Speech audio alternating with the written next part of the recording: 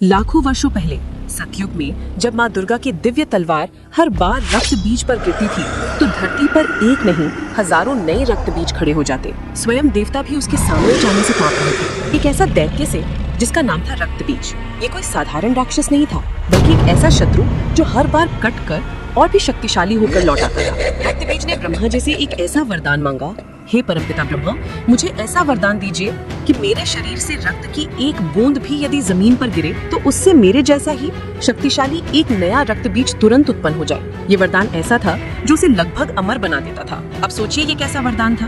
ब्रह्मा जी ने उसकी तपस्या से प्रसन्न होकर उसे ये वरदान दे तो दिया, लेकिन उन्हें शायद इस बात का अनुमान नहीं था कि इसका परिणाम क्या होगा। और परिणाम ये हुआ कि रक्त बीज को कोई हरा नहीं सकता था। अगर कोई देवता उसे चोट पहुंचाने की कोशिश करता तो उसके शरीर से निकली रक्त की हर बूंद से एक नया उतना ही क्रूर राक्षस पैदा हो जाता। देवराज इंद्र के सारे अस्त्र शस्त्र, यहाँ तक कि उनका वज्र भी रक्त बीज के सामने बेकार साबित हुआ। सूर्य, चंद्र, वायु, अग्नि, कोई भी शक्ति उसे रोक नहीं पा रही थी। युद्ध में देवता एक एक करके हारते चले गए और धरती पर त्राहिमाम मच गया।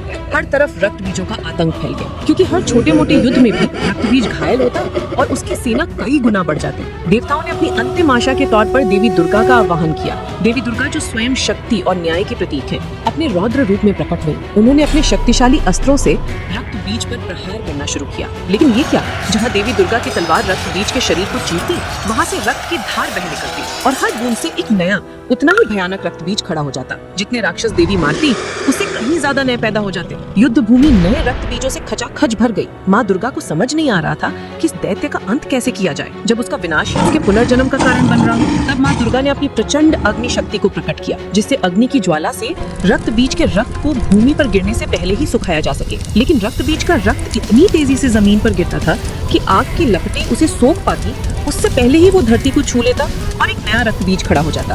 अग्नि भी बेअसर हो गई। देवताओं के बीच कोहराम मच गया। अब क्या होगा? जब स्वयं माँ दुर्गा भी इस राक्षस को नहीं हरा पा रही है तो हमारी रक्षा कौन करेगा? मानो ऐसा लग रहा था कि बुराई ने हर सीमा पार कर दी है। उनका सौम्य और शक्तिशाली रूप क्रोध की ज्वाला में भड़कने लगा। उनकी आंखों में जो अब तक न्याय और करुणा का प्रतीक थी, अब प्रलयनकारी क्रोध धधक रहा था। एक भयानक चीख के साथ देवी दुर्गा का शरीर बदलने लगा और उन्होंने स्वयं महाकाली का रूप धारण कर लिया। उनका नया रूप हर उस चीज का प्रतीक था जो विनाशकारी, भयानक और अकल्पनीय हो सकती है। उनकी काया काजल से भी गहरे श्याम वर्ण की हो गई, मानो सारे ब्रह्मांड का अंधेरा उनमें समा गया। उनके खुले बिखरे हुए केश हवा में ऐसे लहरा रहे थे मानो तूफान ने खुद को उनके सिर पर समेट लिया हो। उनकी आंखें क्रोध से दहकते हुए दो जलते अंगारों जैसी लाल थी। हाथों में खड्ग, उनके गले में नर मुंडों की माला। उनके इस नए रूप के प्रकट होते ही धरती थर्रा गई, ब्रह्मांड में कंपन हुआ। देवताओं ने भी दुर्गा का ऐसा रूप कभी नहीं देखा था। जो असुर अभी तक दुर्गा के सामने हंस रहे थे, अब काली को देखकर कांप उठे। माँ काली के खड्ग ने एक ही बार में असंख्य असुर चीर दिए, पर समस्या वही थी, हर जगह रक्त की नदियां बह रही थी और हर बूंद से नए रक्त बीज पैदा हो रहे थे। युद्ध भूमि फिर से असुरों से भर गई। समस्या के स्रोत को ही नष्ट करना ही समाधान होगा। इस समस्या का स्रोत था रक्त बीज का रक्त। अब जब उन्होंने रक्त बीज पर प्रहार किया और उसका रक्त निकला तो उन्होंने अपनी लंबी जीभ से उस रक्त की हर एक बूंद को जमीन पर गिरने से पहले ही चाट लिया और साथ ही एक हाथ में रहे खप्पर में समा लिया और पी लिया।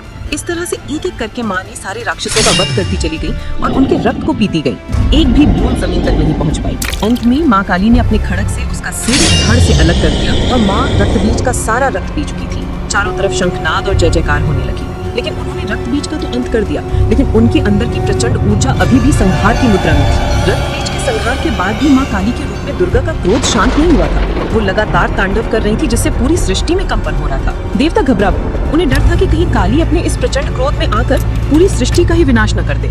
जब किसी भी देव या देवी में यह शक्ति नहीं बची कि वो महाकाली के इस प्रचंड रूप को शांत कर सके, तब भगवान शिव ने निश्चय किया कि इस महाशक्ति को रोकना होगा, वरना ब्रह्मांड का संतुलन बिगड़ जाएगा। भगवान शिव जो स्वयं परम शांति और संतुलन के प्रतीक है, काली अपने उन्माद में नृत्य कर रही थी। जैसे ही उनका अगला कदम जमीन पर पड़ने वाला था, उनकी नजर अचानक अपने पैरों के नीचे लेटे भगवान शिव पर पड़ी। उनका उन्माद तुरंत शांत हो गया।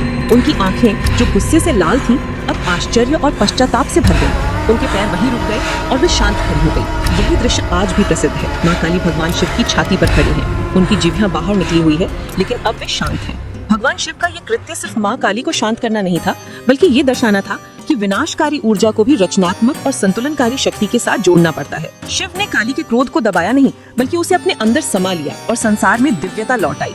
ये था माँ दुर्गा का 7वां अवतार माँ कालरात्रि, जो दर्शाता है जब जब माँ के संतान रूपी संसार में अंधकार छाएगा तब तब अंधकार को नष्ट करने के लिए माँ अवतार अवश्य लेंगी। अगर आप ऐसी ही गहरी पौराणिक कथाएं और उनके छिपे हुए मनोवैज्ञानिक अर्थ जानना चाहते हैं तो हमारे चैनल को अभी सब्सक्राइब करें। साथ ही बेल आइकन दबाना ना भूलें ताकि अगली बार जब हम ऐसी ही किसी रहस्यमयी यात्रा पर निकलें तो उसकी सूचना आपसे छूट न जाए।